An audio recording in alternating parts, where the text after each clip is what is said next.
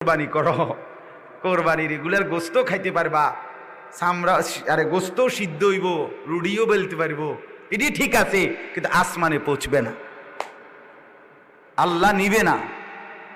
হারামের টাকা আল্লাহ নিবে না, আল্লাহ নিবে না। আল্লাহ বলছে এগুলো আমার লাগবে না, তোর গোস্ত তুই খা, সারা বছর খাইতি এখনো খা।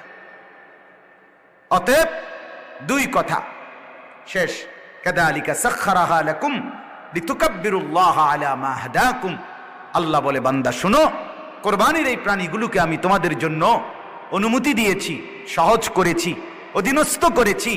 তোমরা আমার হেদায়েত পেয়ে, আমার ঈমান ইসলাম, আমার দেওয়া হুকুম, আমার বিধান এগুলো চেনে বুঝে হেদায়েত পেয়ে আমার নাম, আমার তাকবীর বুলন্দ করবা।